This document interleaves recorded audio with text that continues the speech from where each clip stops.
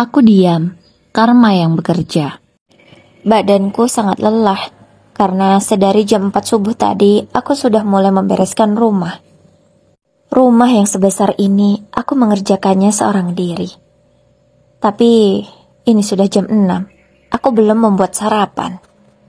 Untunglah cucianku sudah selesai, jadi tinggal satu pekerjaan lagi yang harus aku kerjakan. Setelah duduk sebentar untuk beristirahat, aku segera menuju ke dapur. Alhamdulillah tadi malam udah cuci piring setelah makan, jadi sekarang tinggal masak aja deh. Aku berbicara sendiri. Aku segera membuka kulkas. Kulihat ada bahan apa saja yang bisa kubuat sarapan pagi ini. Beruntungnya masih ada nugget dan sosis. Aku berencana akan membuat nasi goreng saja. Kebetulan nasinya juga sudah matang. Aku malas masak yang terlalu berat di pagi hari. Nanti aku bisa telat bekerja, lagi pula ini sudah jam 6. Dengan cepat aku mengupas perbawangan. Tak lupa juga aku siapkan cabainya. Untuk orang dewasa akan ku beri cabai, sedangkan untuk anak-anak tidak akan aku kasih cabai. Setelah menyiapkan semua itu, aku segera menggoreng nugget dan juga sosis. Nugget akan dijadikan sebagai lauk, sedangkan sosis untuk campurannya. Tak lupa juga aku menggoreng banyak telur. Di rumahku ini banyak sekali orangnya, jadi tidak cukup jika hanya sedikit. Sebab di rumahku ini ada ibu mertua, ayah mertua.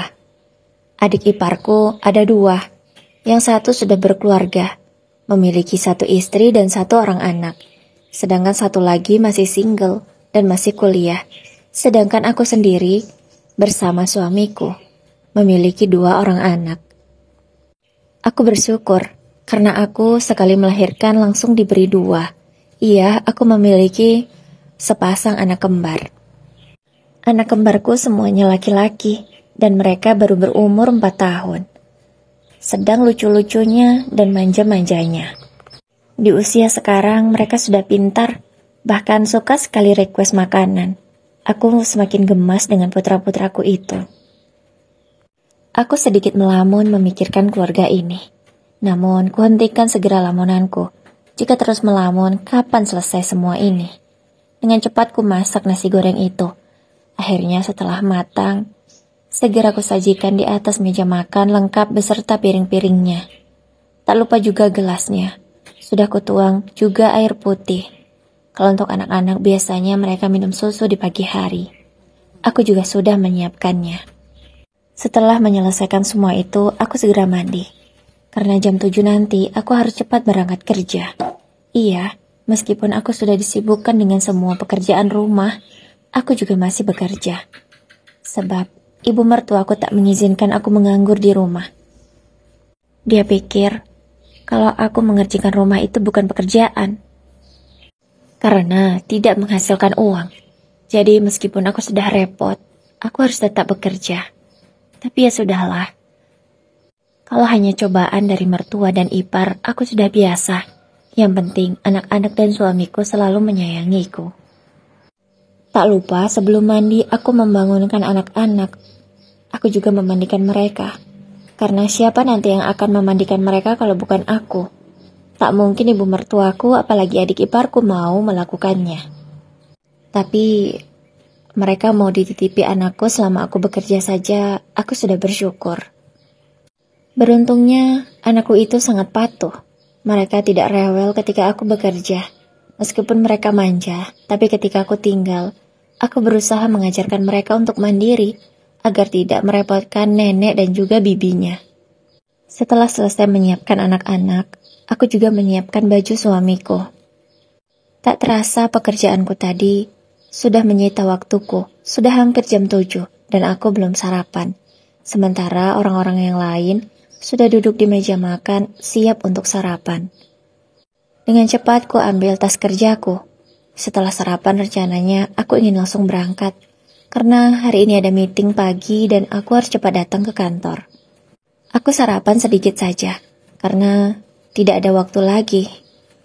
Mas, hari ini aku mau berangkat pagi, jadi setelah sarapan aku langsung berangkat ya. Sebab ada meeting, aku takut telat. Aku juga takut jika terlambat untuk yang kesekian kalinya, aku malah dipecat. Ucapku meminta izin pada suamiku.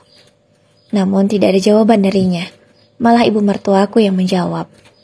Enak aja mau langsung pergi gitu aja. Terus siapa yang beresin semua ini? Tanya ibu mertuaku dengan nada yang tidak enak. Baru juga pagi. Namun moodku sudah dibuat hancur oleh ibu mertuaku itu. Tapi bu, aku bisa telat kalau harus beres-beres dulu. Meetingnya jam 7:30. Sementara kantorku lumayan jauh. Aku bisa terlambat nantinya. Ucapku berusaha untuk memberi pengertian pada ibu mertuaku itu. Terus siapa yang mau beresin? Kamu mau nyuruh ibu? Ibu nggak mau ya? Ibu nanti lelah. Ya udah bu, tidak usah dicuci. Cukup dibereskan saja piring kotornya. Nanti pulang kerja biar aku yang nyuci. Ucapku lagi, supaya salah satu di antara anggota keluargaku ini mau membereskan piring itu. Namun tetap saja, mereka semua tidak ada yang mau. Padahal hanya sekedar membereskan piring kotor diletakkan di tempat cuci piring. Mereka juga tidak mau melakukannya. Karena memang selama ini, akulah yang mengerjakan semuanya. Iya, sejak aku menikah dengan suamiku, aku memang melakukan semua pekerjaan itu. Kecuali saat aku hamil. Aku memang disewakan asisten rumah tangga. Tapi itu pun aku yang membayarnya. Sebab aku sendiri yang takut jika terjadi sesuatu dengan kandunganku jika aku kelelahan. Sedangkan suamiku selama ini hanya peduli dengan ibunya dan keluarganya saja. Sedangkan dengan aku, sama sekali tidak. Bahkan dengan anaknya pun tidak peduli juga. Suamiku malah terlihat lebih peduli dengan keponakannya. Iya, anak dari adiknya itu. Dia lebih peduli dengan keponakannya daripada anak sendiri. Entah mengapa seperti itu, aku juga tidak tahu. Setelah berdebat panjang, aku pun hanya bisa menghela nafasku. Akhirnya setelah semua orang selesai makan, segera aku beresi semua piring-piringnya dan kuletakkan di tempat cuci piring. Kemudian aku segera berangkat bekerja. Waktunya hanya tinggal 15 menit lagi. Aku harus cepat sampai ke kantor. Aku mengendarai sepeda motorku yang sudah butut itu. Aku berusaha untuk ngebut. Aku hanya berdoa di dalam hati, berharap keselamatan menyertaiku. Alhamdulillah aku selamat sampai di kantor.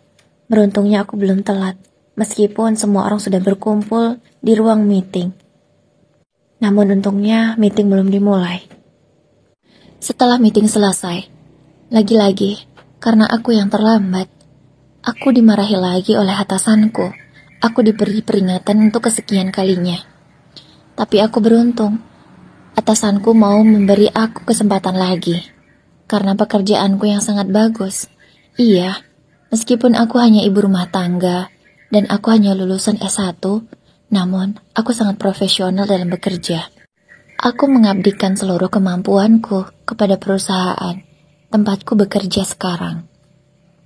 Akhirnya sudah sampai di jam istirahat. Aku melamuni nasibku yang begitu malang ini. Aku harus mengerjakan semua pekerjaan rumah. Sementara, keluargaku tidak ada yang mau membantu. Bahkan tidak hanya pekerjaan rumah yang harus aku tanggung sendirian. Biaya hidup semua orang yang ada di rumah itu, juga aku yang membayarnya. Memang gajiku cukup besar, tapi selalu habis setiap bulannya. Karena untuk memenuhi kebutuhan semua orang. Lebih kejamnya lagi, selama aku menikah dengan suamiku, tak pernah dia memberiku nafkah. Karena dia selalu beralasan bahwa aku tidak pandai mengatur uang. Jadi dia menitipkan semua uangnya kepada ibu. Iya, ibunya, ibu mertuaku.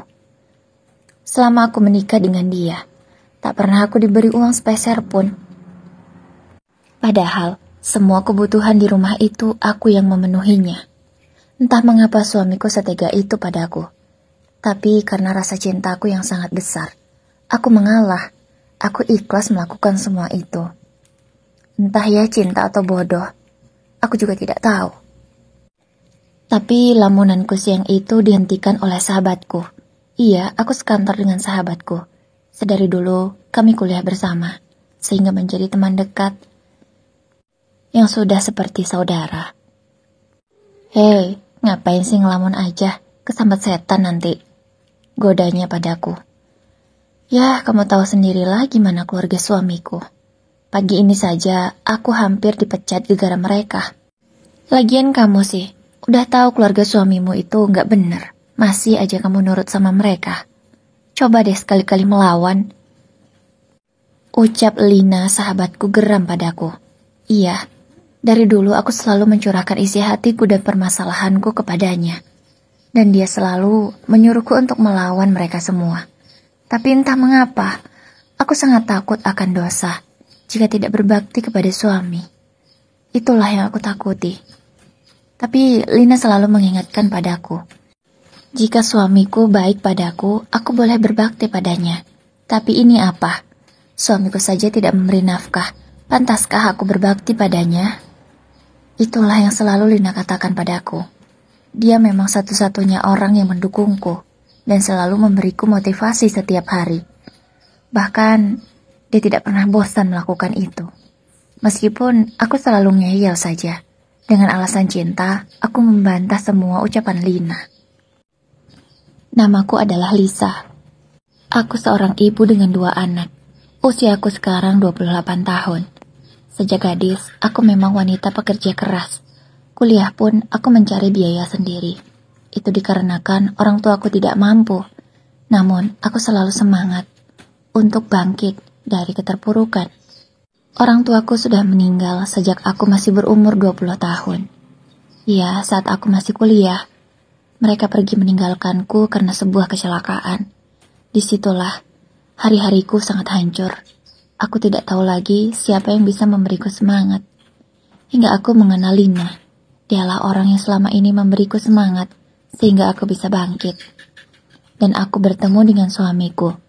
Saat itu, aku bertemu suamiku juga di kampus. Dia beda jurusan denganku. Setelah lama kenal, akhirnya kami jatuh cinta dan menjalin hubungan. Cukup lama kami berpacaran, dari kuliah sampai lulus. Hingga kami bekerja bersama dan membeli rumah. Iya, sebelum menikah, aku dan suamiku membeli sebuah rumah yang cukup besar. Waktu itu memang suamiku yang membayar DP-nya. Tapi cicilannya semua aku yang menanggung. Hingga akhirnya lunas. Iya, kenapa bisa cepat lunas? Karena aku bekerja keras. Bahkan aku mencari pekerjaan sampingan supaya bisa cepat melunasi rumah itu. Karena targetku sebelum menikah rumah itu harus sudah lunas. Rumah dengan harga ratusan juta itu bisa aku lunasi dalam waktu 5 tahun. Namun karena aku pikir aku akan menikah nantinya dan diberi nafkah oleh suami, jadi aku melepaskan beberapa pekerjaan sampinganku, sebab aku tidak mau terlalu lelah juga. Tapi nyatanya setelah menikah, malah aku tidak diberi nafkah sama sekali. Karena rasa cintaku yang besar itu, dan juga aku merasa berjuang bersama dengan suamiku dari nol, aku menjadi tidak bisa lepas dari suamiku itu, sehingga apapun yang dia katakan, aku selalu menurut. Bahkan, setelah kami menikah baru beberapa bulan, dia langsung mengajak semua keluarganya untuk tinggal di rumah kami. Walaupun aku tidak setuju, tapi aku tidak berdaya. Suamiku tetap memaksa. Hingga akhirnya setuju tidak setuju, aku harus mau menerima keluarganya tinggal bersama kami. Ya, aku pikir saat itu tidak apa, karena bagiku tak masalah jika harus mengurusi mertua. Lagi pula saat itu adik-adiknya belum menikah, jadi aku merasa nyaman. Tapi tibalah adik suamiku yang kedua menikah. Kupikir setelah mereka menikah akan pindah dari rumah itu. Tapi malah ikut tinggal juga, bahkan sampai sekarang. Kurasa mereka tidak ada niatan ingin mencari tempat tinggal sendiri. Dan lebih kejamnya lagi, biaya hidup mereka juga aku yang menanggungnya. Ini benar-benar tidak adil bagiku. Tapi herannya aku selalu menerima saja. Bahkan rasanya aku tidak berdaya ketika sudah ada di rumah itu. Aku mau saja disuruh oleh mereka. Seperti tidak punya daya untuk melawan. Aku menjadi lemah seketika. Padahal, Lina tahu bahwa dari dulu aku wanita yang kuat. Karena keadaan yang harus membuatku kuat. Aku sudah yatim piatu, tidak ada lagi yang bisa aku jadikan tempat tumpuan. Selain diriku sendiri. Namun setelah menikah, entah mengapa, kekuatanku itu hilang seketika. aku menjadi wanita yang lemah dan bodoh. Itu semua Lina yang mengatakannya. Sebenarnya aku menyadari, tapi cinta. Lagi-lagi cinta yang membuatku buta akan keadaan ini. Lisa, percuma kamu curhat setiap hari dan meminta solusi. Tapi kalau ujung-ujungnya kamu tetap menuruti dirimu itu, yang alasannya cinta lah, ingin menghormati suami lah. Besok-besok kamu gak usah curhat deh sama aku capek. Ucap Lina padaku dengan ekspresinya yang dibuat ngambek. Aku menjadi tidak enak hati dengan sahabatku itu. Dialah satu-satunya orang yang selama ini mendukungku. Masa iya, aku harus mengecewakannya untuk kesekian kali, hanya karena alasan cinta. Lina, kamu jangan ngambek dong, maafin aku ya. Ucapku berusaha untuk membujuk sahabatku itu. Kalau kamu mau aku maafin, dan kalau kamu mau terus jadi sahabatku, lakukan saranku, lawan mereka, beri mereka pelajaran. Dan kamu harus kasih tahu ke mereka bahwa kamu bukan wanita yang lemah, tidak bisa diinjak-injak seenaknya oleh mereka. Lagi-lagi Lina menegaskan padaku. Terus aku harus ngapain? Aku bingung, tanyaku pada Lina. Gini aja, mulai hari ini kamu gak usah masakin mereka. Biarin mereka masak sendiri. Terus jangan pakai uangmu lagi untuk membiayai mereka, biar suamimu aja. Lagi pula, kamu sudah berjuang begitu lama. 4 tahun loh, kamu sudah menikah dengan suamimu itu 4 tahun lebih. Kamu mau terus-terusan seperti ini? Ucap Lina lagi, yang berusaha untuk menyadarkan aku dari kebodohanku ini. Iya ya, kamu betul. Mau sampai kapan aku terus diinjak-injak seperti ini? Tapi aku itu kenal kamu, Lisa. Aku tahu kamu masih ragu kan? Aku ingin memberitahu kamu sesuatu yang pasti akan membuat kamu melawan mereka sekarang juga. Lihat ini, ucap Lina sembari menyodorkan ponselnya padaku. Tapi kulihat tidak ada apa-apa di sana. Lihat apa? Tanya aku pada Lina. Maaf ya, belum kuaktifkan ternyata ponselku, saking emosinya. Ucap Lina tertawa malu, karena dia lupa menghidupkan ponselnya. Ini, lihat ini. Lina menunjukkan sebuah foto. Ternyata ada foto suamiku di sana. Tapi bersama seorang wanita. Aku menjadi kebingungan. Ini siapa wanita ini? Tanya aku pada Lina. Ya ampun Lisa, kamu jangan pura-pura bodoh deh. Gak mungkin kan kalau mereka teman kerja. Pasti ada hubungan lah di antara mereka. Ya pasti selingkuhannya lah wanita itu. Lihat, pegangan tangan lagi. Saat itu aku sedang makan di kafe di dekat sana. Di dekat mall yang besar itu loh. Nah, aku ketemulah sama suamimu. Kupikir dia sedang sama kamu. Tapi ternyata sama wanita lain. Lagi pula gak mungkin ya kamu gak pakai jilbab keluar rumah. Ucap Lina dengan ekspresinya yang kesal. Dia berusaha untuk menjelaskan aku apa yang terjadi di balik foto itu. Setelah menyadari itu bukan kamu, aku segera mengambil gambar. Aku juga sembunyi-sembunyi, sebab suamimu kan kenal sama aku. Beruntungnya, aku bisa dengan jelas menangkap gambar mereka. Aku sebenarnya kemarin langsung mau ngasih tahu kamu, tapi kupikir besok aja lah kalau ketemu langsung. Takutnya kalau aku kirim kemarin, pas kamu di rumah, ada suamimu di sana, terus suamimu ngelak, kamu percaya lagi sama suamimu, malah gak percaya sama aku. Tapi aku berani bersumpah kalau aku memang melihat mereka melakukan itu, berpegangan tangan, dan panggilannya juga mesra. Sayang-sayangan, makanya aku panas banget melihat mereka. Langsunglah aku foto, tapi bodohnya aku gak memvideo mereka, jadi gak bisa ada deh suaranya. Ucap Lina lagi panjang lebar, dengan ekspresinya yang menyesal, karena tidak sempat memvideokan antara suamiku dan selingkuhannya itu. Seketika yang tadinya aku antusias, jadi terduduk lemas. Ternyata suami yang selama ini aku perjuangkan dan aku hormati, malah menyakiti aku seperti ini. Ini aku kirim ke kamu ya, biar kamu tahu dan bisa dengan jelas melihat mereka berdua. Supaya matamu itu bisa terbuka, bahwa suami yang sangat kamu cintai itu sudah mengkhianati kamu dengan kejamnya. Tiba-tiba ponselku berbunyi. Tentu itu pesan dari Lina yang barusan mengirim foto. Kalau setelah ini kamu masih mencintai suamimu, ya sudahlah, aku tidak tahu lagi mau bicara apa. Jangan anggap aku sahabatmu lagi, ucap Lina dengan kesalnya. Tak terasa air mataku menetes. Aku begitu sakit hati melihat kelakuan suamiku. Aku belum sama sekali menjawab ucapan Lina yang sedari tadi nyerocos terus. Tapi apa yang dia katakan benar. Aku ini terlalu bodoh dan terlalu mencintai suamiku, sehingga tidak bisa melihat dia itu salah atau benar. Lisa, maafin aku ya, kamu jangan nangis. Kamu sakit hati ya sama ucapanku, maaf ya. Aku mau jadi sahabat kamu kok. Tapi kamu harus janji, lawan mereka, jangan lemah. Mana Lisa yang dulu, yang kuat dan pemberani? Mana? Ucapnya sembari memelukku. Aku gak marah sama kamu, Lina. Aku malah berterima kasih karena kamu sudah menyadarkan aku. Aku memang bodoh selama ini. Selalu menuruti keluarga suamiku, tanpa bisa menghargai diriku sendiri. Baiklah, mulai detik ini, akan aku lawan mereka semua. Akan kuberi pelajaran mereka. Nah, gitu dong, kamu harus lawan mereka. Jangan mau kalah. Ini baru Lisa, sahabatku tercinta, ucap Lina sembari memelukku erat. Aku benar-benar bahagia memiliki sahabat yang baik seperti Lina. Siapa lagi yang akan memberi aku semangat seperti ini kalau bukan dia? Dialah satu-satunya orang yang bisa mengerti aku. Aku berjanji pada diriku sendiri. Mulai detik ini, akan kutunjukkan siapa Lisa sebenarnya. Jam pulang kerja sudah tiba. Aku ingin segera pulang ke rumah karena sudah sangat merindukan putra-putraku. Hei Lisa, akhirnya kamu pulang juga.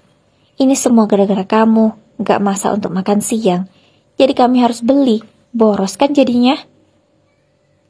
Pulang kerjaku sore itu disambut dengan ibu mertuaku yang ngomel. Ya kalau gak mau beli, ya masaklah, ucapku dengan nada ketus. Ibu mertuaku seketika langsung terbengong, karena mungkin dia kaget. Sebab selama ini aku selalu menuruti dan berkata lembut pada mereka. Tapi kali ini, aku berkata begitu ketusnya. Kamu kok kurang ajar sih menjawab ucapan ibu?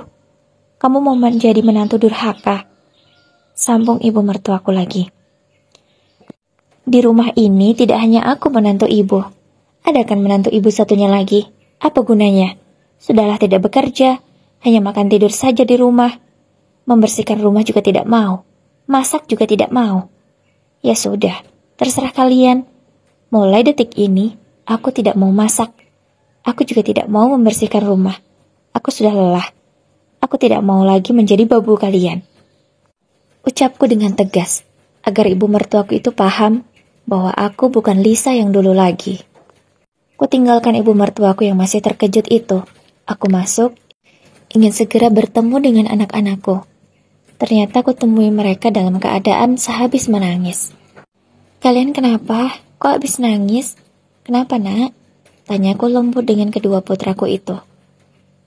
Kulihat siku-siku anakku yang bernama Alfi terluka.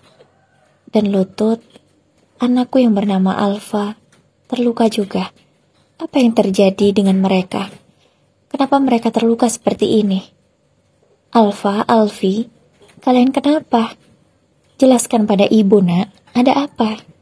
Ucapku berusaha untuk mencari tahu apa yang terjadi sebenarnya. Tadi Bibi dorong kami, karena kami katanya nakal sama Vina. Apa? Ucapku terkejut mendengar jawaban kedua putraku itu. Aku segera mengobati luka-luka mereka. Kasihan sekali, sepertinya dari tadi tidak ada yang mengurusi mereka.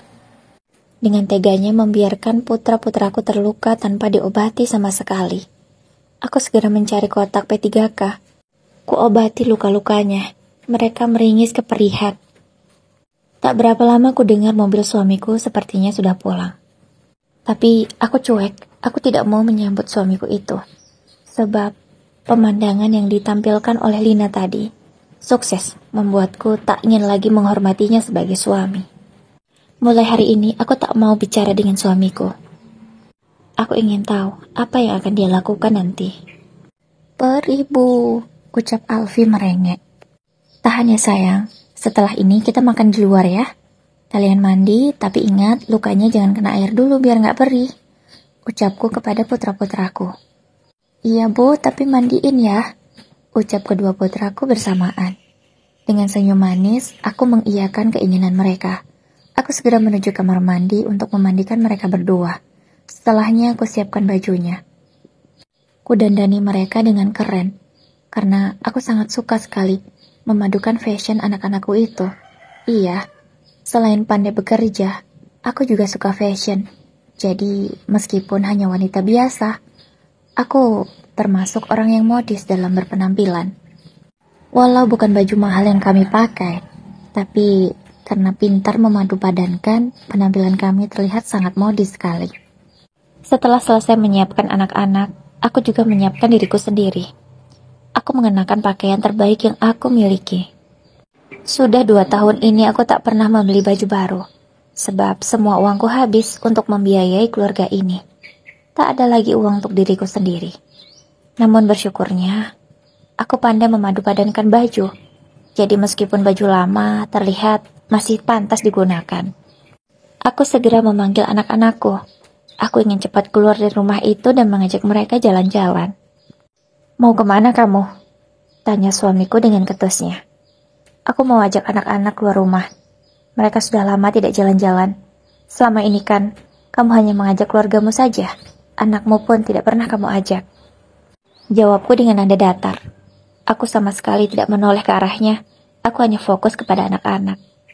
Ayo sayang, kita berangkat. Nanti keburu maghrib. Ayo mah, aku udah gak sabar mau makan di mall. Ucap Alfa dengan polosnya. Iya, sudah lama sekali mereka tidak jalan-jalan. Hanya sekadar untuk makan di mall saja. Karena selama ini, ketika keluarga suamiku itu jalan-jalan, kami tak pernah diajak. Kami selalu ditinggal di rumah dengan alasan tidak ada yang menjaga rumah. Takut ada maling katanya. Itu terus. Aku pun hanya bisa menurut saat itu. Tapi kali ini, aku tidak lagi. Akan kulawan mereka semua. Lisa, kamu mau kemana? Kamu belum masak makan malam. Malah mau pergi lagi. Lisa mau ajak anak-anak makan di mall, Bu. Jawabku singkat. Kalau begitu, cepat pulang. Jangan lupa juga bawakan makanan untuk kami semua. Karena kami sudah lapar. Ucap ibu mertuaku berusaha untuk menindasku lagi. Kalau kalian mau makan, ya beli sendiri. Ucapku singkat. Kemudian aku berlalu tanpa menghiraukan mereka lagi. Aku segera pergi. Tak lupa aku tadi juga sudah memesan taksi online. Dengan cepat ku suruh anak-anakku itu untuk masuk, supaya tidak dikejar lagi oleh keluarga suamiku. Sesampainya di mall, anak-anakku terlihat sangat bahagia. Mata mereka begitu berbinar melihat megahnya mall itu. Segera ku ajak mereka ke tempat makan, karena pasti sudah sangat lapar. Aku menyuruh mereka memesan makanan favoritnya, yaitu ayam goreng tepung. Dengan lahap mereka memakan habis makanannya. Aku hanya bisa meminta maaf dengan anak-anakku itu, karena selama ini tak bisa membahagiakan mereka. Padahal hanya dengan hal sederhana seperti ini mereka sudah bahagia. Setelah selesai makan, waktu maghrib tiba.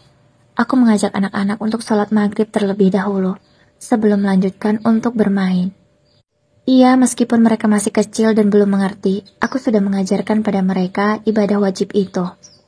Setelah selesai menunaikan salat maghrib, kami kembali ke mall untuk melanjutkan bermain. Anak-anakku ingin bermain, mandi bola. Kuizinkan mereka. Setelah itu, ke permainan yang lainnya. Kuturuti semua keinginan anak-anakku itu. Mereka terlihat sangat bahagia. Oh iya, sembari mengawasi anak-anak bermain, aku sedang mencari babysitter secara online. Aku menemukan agen resmi yang tentu sudah sangat profesional dan terlatih. Aku menyewa satu babysitter untuk mengawasi anak-anakku selama aku bekerja. Iya, aku tidak mau menitipkan mereka kepada keluarga suamiku lagi. Aku tidak mau hal yang seperti ini terulang. Anak-anakku terluka karena keegoisan mereka. Setelah mendapatkan satu orang babysitter yang cocok menurutku, aku langsung deal. Aku juga sudah membuat surat perjanjian, apa saja yang harus kami sepakati bersama. Beruntungnya malam itu, babysitter yang aku sewa, beserta kepala yayasannya, bisa menemuiku di mall itu. Jadi kami bisa langsung deal-dealan di sana. Aku menyetujui berapa biaya yang harus aku keluarkan setiap bulannya. Aku sudah setuju dengan hal itu. Setelah selesai, mereka berpamitan untuk pulang. Dan mulai besok pagi, babysitter itu sudah bisa bekerja. Babysitterku bernama Tias. Hari ini, aku memanggilnya Sis Tias. Tak lupa juga, aku sudah mengenalkan dia pada anak-anak. Dan tak kusangka, ternyata anak-anak suka dan nyaman bersama Sis Tias. Meskipun itu pertemuan pertama mereka, tapi kulihat anak-anak nyaman. Jadi, aku menjadi tenang. Jam 9 malam, kami baru pulang. Itu pun karena sudah ada peringatan dari mall bahwa akan segera tutup. Aku segera mengajak anak-anak untuk pulang. Pasti mereka juga sudah lelah. Aku begitu bahagia karena hari ini bisa menyenangkan hati anak-anakku itu. Karena saking lelahnya, mereka tertidur di mobil. Sesampainya di rumah, kulihat di depan pintu. Ibu mertua sudah menungguku sepertinya. Dia berdiri di sana sambil berkacak pinggang. Pasti akan marah-marah orang ini. Gumamku di dalam hati. Karena tak tega membangunkan anak-anak, aku menggendong mereka satu persatu. Sesampainya di depan pintu, ibu mertua hampir mengeluarkan suaranya. Tapi ku tahan. Shh. Ucapku sembari mengarahkan telunjukku ini ke mulut. Namun raut wajah ibu mertuaku terlihat sangat kesal. Tapi aku tidak peduli. Aku segera membawa Alfi ke kamarnya. Kemudian aku balik lagi ke mobil untuk mengambil Alfa. Setelah selesai, aku segera membayar taksi online yang aku pesan tadi. Ibu mertuaku masih berkacak pinggang di depan pintu. Tapi aku tidak memperdulikannya. Karena malas menanggapi ibu mertua yang pasti akan ngomel, akhirnya aku langsung menutup pintu kamar anakku itu. Aku berniat untuk tidur bersama mereka malam ini. Ya Allah, maafkan aku jika malam ini aku tak tidur sekamar dengan suamiku. Ampuni aku ya Allah. Doaku di dalam hati, karena aku jujur merasa berdosa meninggalkan suamiku tidur seorang diri. Tapi bagaimana lagi? Pengkhianatan yang suamiku lakukan membuat rasa hormatku ini langsung hilang. Ibu mertua mengetuk pintu kamar anakku, tapi tak kugubris sama sekali. Aku segera beristirahat untuk tidur karena besok pagi aku harus bekerja. Kebesokan paginya, semua orang yang ada di rumah itu seperti biasa belum terbangun. Karena memang biasanya mereka bangun jam 6 lewat. Iya, mereka tidak ada yang sholat subuh. Hanya aku sendiri di rumah itu yang mengerjakan sholat subuh di pagi hari. Padahal setauku dulu suamiku rajin sekali sholat. Tapi entah mengapa, sudah 2 tahun ini dia malas sekali sholat. Aku juga tidak tahu alasannya. Sudah sering ku ingatkan, namun ujung-ujungnya kami bertengkar. Akhirnya aku berhenti mengingatkannya lagi. Setelah selesai bersiap-siap, aku duduk di kamar anakku. Aku menunggu babysitter yang hari ini akan mengasuh mereka. Aku juga sudah memandikan anak-anakku, ku dandani dengan rapi. Tak lupa, aku sudah membelikan sarapan mereka secara online. Sebentar lagi akan datang. Iya, mulai hari ini aku tidak mau masak, apalagi membereskan rumah. Walaupun sebenarnya rumah seperti kapal pecah, karena berantakan sekali. Iya, keponakanku yang bernama Vina suka sekali menghambur-hamburkan mainan, dan ibunya tidak mau membereskannya sama sekali. Kubiarkan semua itu berserakan, aku tidak peduli. Beruntungnya, aku masih memiliki sisa uang di kantongku. Aku bisa gunakan uang itu sampai hari gajian tiba, untuk membeli makanan, untukku, untuk anak-anak, dan juga babysitterku. Jam 7 pagi, babysitter sudah datang. Aku sangat senang karena dia sangat on time sekali. Sarapan yang kupesan juga sudah datang. Aku menyuruh mereka semua untuk sarapan terlebih dahulu. Tak lupa sebelum berangkat bekerja, aku berpesan kepada anak-anakku untuk nurut pada sisnya. Aku bersyukur anak-anakku itu sangat patuh dan langsung nyaman dengan sisnya meskipun baru kenal. Aku juga menitipkan pesan kepada sis agar tidak meninggalkan putraku dalam waktu yang lama. Karena aku takut terjadi sesuatu dengan mereka nantinya. Setelah selesai berpamitan dengan anak-anak, aku segera menuju motor bututku untuk berangkat bekerja. Namun di tengah perjalananku, aku dipanggil dengan teriakan oleh ibu mertuaku. Kamu mau kemana? Kenapa belum ada sarapan? Terus, rumah kenapa berantakan seperti ini? Ucap ibu mertuaku sembari berkacak pinggang seperti biasanya. Oh ya Bu, mulai hari ini aku tidak mau masak dan berberes rumah.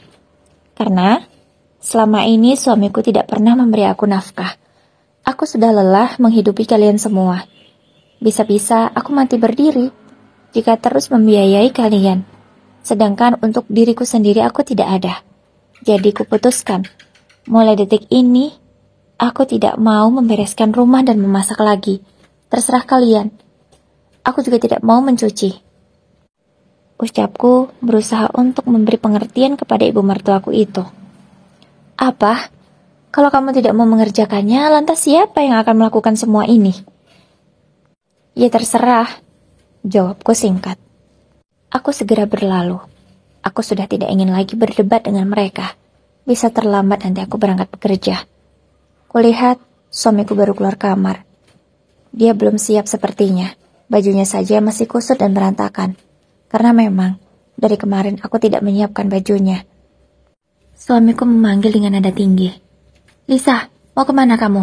Kamu belum menyiapkan bajuku. Lihat, bajuku belum disetrika, kusut, dasiku juga tidak ada. Mulai hari ini dan seterusnya, aku tidak mau mengurusi kamu lagi, Mas. Karena aku pikir kamu tidak membutuhkan aku, kan? Jawabku singkat. Setelah itu, aku segera menuju motorku dan tidak lagi berhenti meskipun aku dipanggil berkali-kali. Aku segera melajukan motorku menuju kantor. Beruntunglah hari ini aku tidak terlambat, jadi aku tidak kena surat peringatan. Hari ini, aku terlihat lebih bahagia dari biasanya. Lina yang mengatakannya padaku. Iya, dia merasa aku yang dulu sudah kembali lagi. Nah, ini baru sahabatku Lisa, yang setiap hari berangkat kerja dengan ceria dan pemberani. Ucapnya sembari menepuk punggungku beberapa kali. Iya Lina, kamu tenang saja. Aku bukan Lisa yang kemarin. Aku Lisa yang sekarang yang lebih kuat, jauh lebih kuat daripada yang dulu. Ucapku sembari membalas tepukan punggung sahabatku itu. Setelah waktunya pulang kerja, aku tak langsung pulang, namun aku menuju minimarket karena aku ingin membelikan banyak makanan dan cemilan untuk anak-anak dan juga sisnya. Sebab memang stok makanan mereka tinggal sedikit. Setelah selesai berbelanja, aku segera membayarnya. Aku ingin cepat-cepat pulang dan memastikan kondisi mereka baik-baik saja. Meskipun tadi siang, Sistia sudah menelponku dan memberitahu bahwa anak-anak baik-baik saja. Tapi kalau belum melihatnya sendiri, aku belum puas rasanya. Tapi saat akan keluar minimarket, aku melihat mobil suamiku terparkir di seberang jalan. Aku sejenak memperhatikannya. Ternyata benar, suamiku sedang bersama wanita. Iya, wanita yang sama dengan yang ada di foto yang beberapa hari lalu dikirim oleh Lina. Aku pun segera mengambil ponselku. Ku ambil gambar lagi. Aku ingin mengumpulkan banyak bukti. Jika suatu hari nanti, aku mengajukan gugatan cerai, aku sudah memiliki bukti yang kuat. Pas sekali momennya, wanita itu sedang bergelendotan di tubuh suamiku. Aku benar-benar jijik melihat mereka berdua. Sepertinya suamiku itu akan membelikan baju untuk wanita itu, karena mereka menuju toko baju wanita. Hebat suamiku. Rela mengeluarkan uang jutaan rupiah hanya untuk membelikan baju. Karena setauku, butik yang mereka kunjungi itu barang branded semua, harganya jutaan, bahkan sampai puluhan. Tapi suamiku dengan bodohnya tidak mau menafkahi istri dan anaknya. Baiklah Mas, akan kuikuti permainanmu. Dan akan aku buat kamu menyesal nanti. Aku segera pulang ke rumah. Kutemui anak-anakku dalam keadaan baik. Aku sangat lega sekali. Berarti Sistia sudah menjalankan tugasnya dengan baik. Sistias, besok kalau kalian akan keluar untuk jalan-jalan atau kemana, jangan lupa kamarnya dikunci ya. Karena aku tidak rela dan tidak mau jika ada orang yang masuk ke kamar ini dan menghabiskan makanan kalian semua. Iya, aku memang membelikan banyak makanan dan cemilan untuk anak-anakku dan kusimpan di kamar mereka. Aku sudah membuatkan lemari khusus untuk menyimpan makanan di sana. Baik Bu, saya akan lakukan sesuai perintah, ucap Tias dengan sigapnya. Aku sangat senang sekali, karena Tias benar-benar profesional. Alfi, Tadi seharian ada belajar nggak? Tanyaku kepada kedua putraku. Ada dong, Bu, tadi kami menggambar. Lihat ini, bagus kan? Kedua putraku itu menunjukkan hasil gambar mereka bersamaan. Ternyata mereka menggambar sebuah keluarga bahagia. Iya, itu adalah gambaran mereka. Menggambar aku, mereka berdua dan juga ayahnya. Mereka sangat merindukan kasih sayang dari ayahnya. Tapi selama ini, ayah mereka tidak mau mengajak mereka bermain. Hanya sekedar bercanda pun tidak ada. Ayahnya selalu sibuk dengan dunianya sendiri. Kupikir suamiku sibuk bekerja 100%. Tapi ternyata 50% waktunya dihabiskan dengan selingkuhannya itu. Sebenarnya aku tidak ingin berdoa buruk, tapi di hatiku sudah terlanjur terucap. Aku ingin Allah membalas kezaliman mereka kepadaku. Hari-hari kulakukan hal yang sama. Aku tidak membereskan rumah apalagi memasak. Dan benar saja sudah 1 minggu rumah ini tidak dibereskan. Dan sudah tentu keadaannya sangat menjijikkan sekali. Sampah di mana-mana, main dan berserakan. Bahkan piring kotor sudah bertumpuk. Tidak ada yang mau membersihkannya. Tapi ku abaikan. Aku hanya membersihkan kamar anak-anak. Oh iya, sejak saat itu aku tidak lagi tidur bersama suami. Aku tidur dengan anak-anak, bersama sisnya. Tias menginap. Aku tidak mengizinkan dia pulang. Dan tentu gajinya akan aku lebihkan. Aku merasa jauh lebih aman jika ada 2 orang dewasa yang menjaga anak-anakku itu. Lisa, aku ingin bicara padamu. Keluarlah. Aku dikagetkan dengan suara suamiku yang sangat keras. Dia menggedor pintu kamar anak kami. Aku segera membukanya dan segera keluar. Aku tidak ingin anak-anak mendengar kemarahan ayahnya. Aku berjalan ke ruang tamu, diikuti suamiku. Kamu kenapa sih berubah? Tidak mau memasak, tidak mau tidur denganku, tidak mau mengurusiku, tidak mau membereskan rumah. Kenapa? Kamu ini berubah seperti ini. Kamu ingin menjadi istri durhaka, ucap suamiku dengan nadanya yang tinggi itu. Kamu menganggapku istri durhaka, lalu kamu suami durhaka kan? Kita ini sama, Mas, sama-sama durhaka. Jadi tidak perlu saling menyalahkan. Apa maksudmu bicara seperti itu, Lisa? Ucap suamiku dengan nada yang semakin tinggi. Suami durhaka itu contohnya seperti kamu, Mas. Tidak memberi nafkah istrinya. Selama kita menikah, kamu tidak pernah memberi aku uang, kan? Semua uangmu kamu serahkan pada ibumu itu. Dan sisanya entah aku tidak tahu kemana. Bisa jadi kamu berikan pada wanita lain. Aku sengaja menyindir suamiku itu. Aku ingin tahu apa responnya. Jangan sembarangan bicara kamu. Mana ada wanita lain. Aku memang menyerahkan uang pada ibu. Karena kamu tidak bisa mengelola dengan baik. Oh, jadi aku tidak bisa mengelola dengan baik. Baguslah kalau begitu. Sekarang aku tidak mau mengurusi rumah ini lagi. Apalagi membiayai hidup kalian. Aku tidak mau lagi. Selama ini, aku yang menanggung semuanya. Pakai uangku sendiri. Tidak ada uangmu keluar sama sekali. Bahkan ibumu yang mendapat uang darimu saja. Tidak ikhlas hanya sekedar membeli beras saja. Pasti kamu tidak tahu kan, Mas? Berapa puluh juta yang harus aku keluarkan untuk membiayai hidup kalian. Lihat ini. Ini nota setiap bulan yang harus aku keluarkan. Segini jumlahnya. Bisa kan kamu membaca? Iya, aku memang selalu mencatat dan membeli barang yang sama. Dan total setiap bulan yang harus aku keluarkan adalah 10.800.000. Iya, nominal segitu. Untuk 10 orang yang ada di rumah ini. Belum lagi, kadang aku harus membayar biaya kuliah adikmu. Padahal kamu yang bertanggung jawab seharusnya. Papanya juga masih ada, tapi terkesan lepas tangan. Selama ini, adik iparmu tidak pernah memberikan uang kan kepadaku untuk membeli kebutuhan rumah. Mereka hanya mementingkan diri sendiri. Ucapku menjelaskan panjang lebar agar suamiku tahu apa yang terjadi selama ini. Akulah yang menanggung semuanya sendiri. Tapi itu kan memang tugasmu sebagai istri membantu suami. Membantu? Aku bukan membantumu lagi, Mas. Tapi aku yang memenuhi semuanya sendiri. Kalau membantu itu, aku hanya mengeluarkan sedikit uangku untuk keperluan rumah ini. Tapi ini apa? Semuanya pakai uangku. Dan uangmu entah kemana, aku tidak tahu. Ya sudahlah, Mas, aku lelah tidak mau berdebat lagi. Sekarang aku tidak mau lagi tahu urusan di rumah ini. Terserah, kalian mau makan atau tidak itu bukan urusanku lagi. Yang jelas, aku tidak mau membiayai hidup kalian. Aku segera meninggalkan suamiku, yang terduduk di sofa. Dia terlihat kebingungan.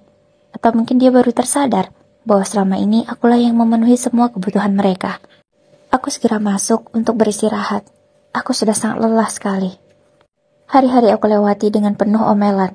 Iya, semua keluarga suamiku itu semakin mengomeliku, karena aku memang tidak mau melakukan apa yang mereka perintahkan. Bahkan adik iparku sendiri berani membentakku dan menghinaku. Tapi lagi-lagi ku lawan dan ku bantah semua ucapannya. Ku kembalikan lagi kepada dia apa yang dia ucapkan. Seketika mereka semua tak berkutik.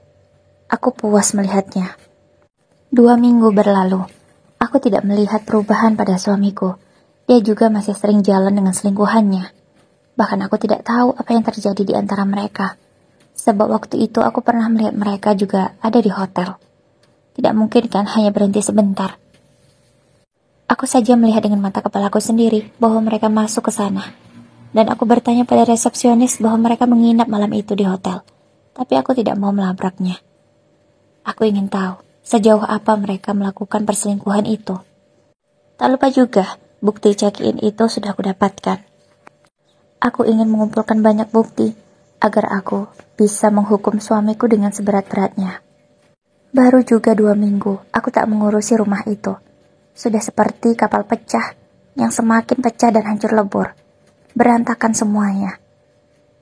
Hari itu aku pulang kerja seperti biasanya. Aku memasuki rumahku yang sangat kotor itu. Iya, ini adalah rumahku. Aku yang membayar cicilannya. Jika suatu hari suamiku meminta dan menuntut bahwa dia juga ikut membayar rumah ini, akan kubayar DP yang pernah dia keluarkan. Sebenarnya aku sangat sayang melihat rumahku yang kotor dan menjijikkan. Tapi mau bagaimana? Aku harus menahan diri. Tidak boleh membersihkan rumah ini sementara waktu. Kulihat keluarga suamiku sedang berkumpul di ruang tamu. Sepertinya sedang ada tamu. Bisa ya mereka menerima tamu dengan keadaan rumah yang berantakan. Tapi aku sama sekali tak menggubris mereka semua. Aku langsung masuk ke kamar anak-anakku. Tapi dari dalam kamar aku masih bisa dengan jelas mendengar pembicaraan mereka. Ternyata tamu itu adalah orang tua dari pacar adik iparku yang ketiga.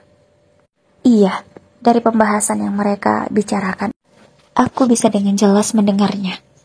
Ternyata adik iparku itu hamil di luar nikah. Dan katanya usia kandungan sudah 6 bulan. Tapi aku tidak menyadarinya selama ini, karena memang jarang bertemu dengan dia. Lagian aku memang tidak peduli lagi. Rasanya aku lega, karena akhirnya keluarga suamiku itu mendapatkan malu yang sangat malu. Pantas saja selama ini sering pulang telat. Anak gadis tapi pulangnya hampir tengah malam terus. Aku sudah mengingatkan ibu mertuaku untuk menasihati anaknya, tapi malah aku yang dimarahinya. Sekarang rasakan, karma yang kalian terima sendiri, dibuat malu oleh anak kesayangan kalian itu. Iya, adik ipar yang bungsu itu adalah anak perempuan satu-satunya di keluarga suami. Puas rasanya, anak perempuan kesayangan mereka mencoreng nama baik keluarganya sendiri. Akhirnya, adik iparku itu dinikahkan paksa, dan hanya menikah siri saja. Kenapa dipaksa? Iya, karena laki-laki yang menghamilinya sempat tidak mau bertanggung jawab.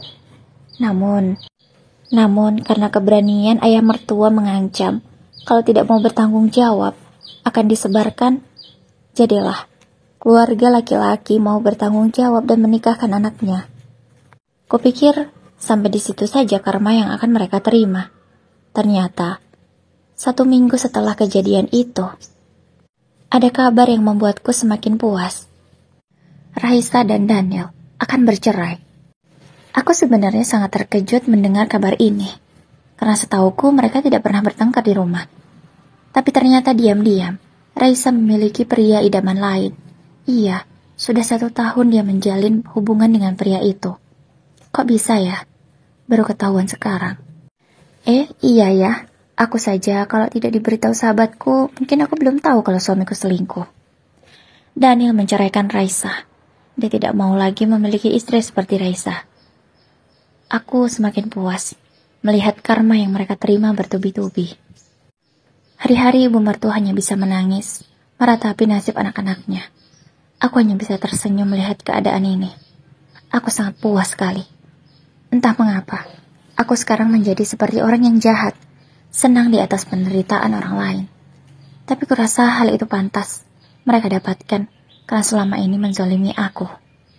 Sepertinya sekarang, saatnya aku menambah air mata ibu mertuaku. Iya, aku akan melabrak suamiku sendiri. Karena seperti yang sempat aku ceritakan, aku pernah melihat suamiku check-in dan aku mendapatkan buktinya. Iya, kali ini aku mendapatkan informasi dari Lina bahwa dia melihat suamiku check-in ke hotel lagi. Aku harus menangkap basah mereka malam ini. Aku segera melaporkannya kepada polisi. Tak lupa aku kirim buktinya. Tentulah polisi percaya padaku karena aku memiliki bukti yang lengkap. Segera, aku dan beberapa polisi menuju ke hotel itu. Tak lupa, aku sudah siap dengan kamera di ponselku. Aku ingin merekam semua kejadian itu. Polisi segera mengetuk pintunya. Polisi mengucapkan, "Selamat malam. Tolong yang ada di dalam, segera buka pintunya. Ini dari kepolisian. Ada razia," ucap polisi dengan tegas. Lama sekali dibuka pintunya.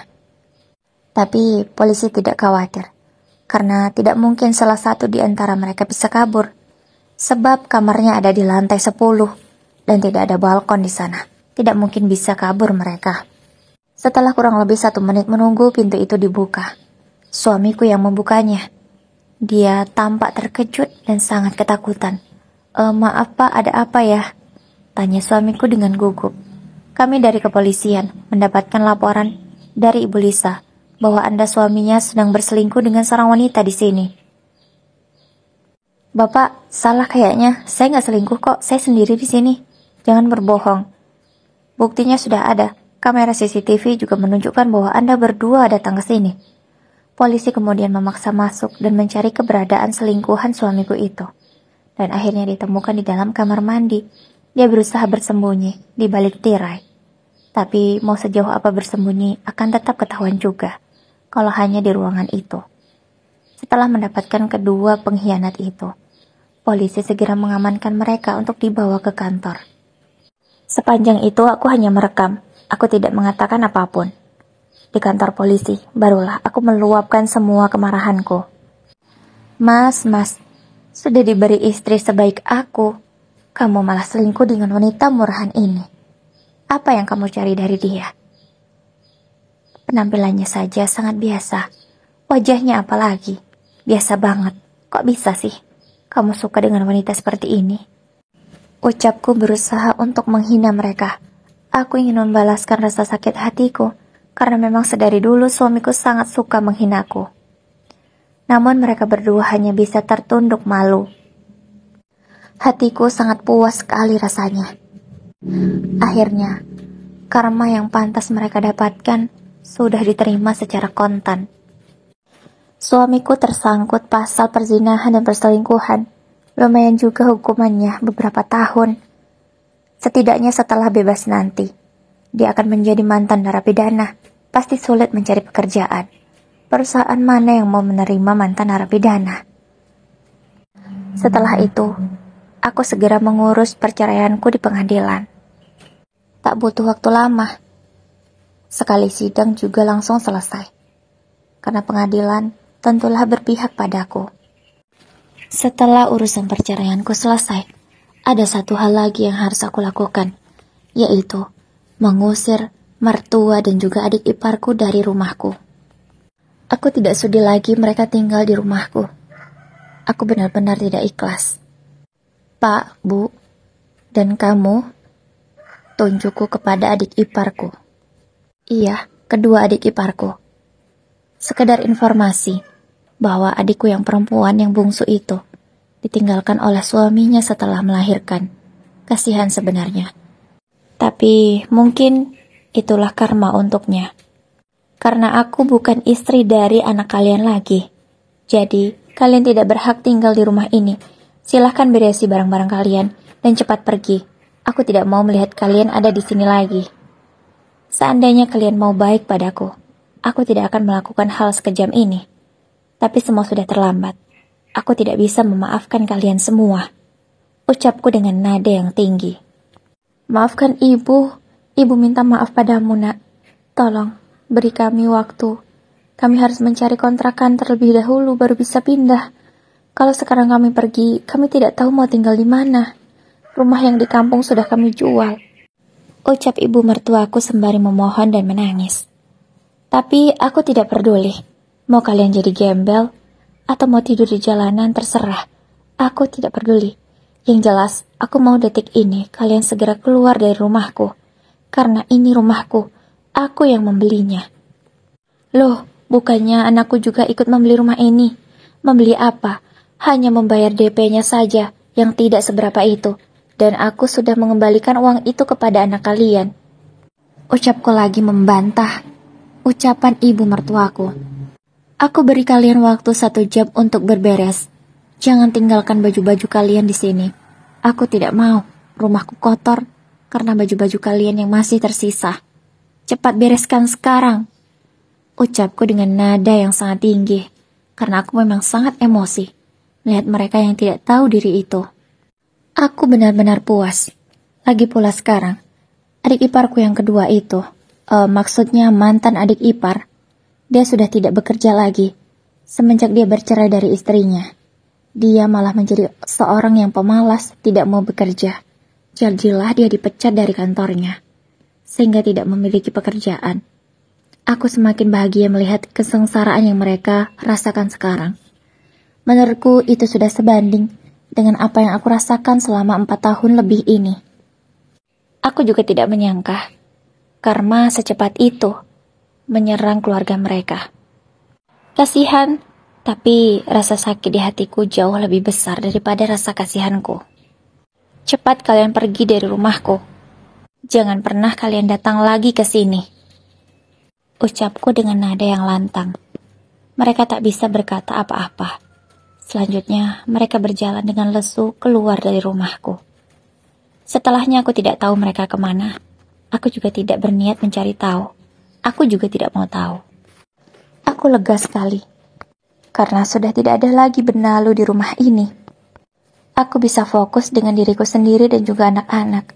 Membahagiakan mereka, memberikan yang terbaik, dan menata masa depan yang jauh lebih baik. Tanpa gangguan dari keluarga mantan suamiku. Tapi tak berapa lama, mungkin 1 hari setelahnya aku juga sudah lupa. Keluarga mantan mertuaku itu datang. Alasannya ingin bertemu dengan cucunya. Padahal selama ini tak pernah mau bermain dengan anak-anakku. Tapi setelah diusir, sok-sokan ingin akrab dan bermain dengan anak-anakku. Aku hanya mengizinkan mereka bertemu di gerbang saja. Tak kuizinkan mereka masuk. Aku tidak sudi. Entahlah sampai kapan aku akan berlaku seperti ini. Mungkin kalau rasa sakit hatiku sudah hilang, aku baru bisa memaafkan mereka. Tapi tidak tahu kapan waktunya.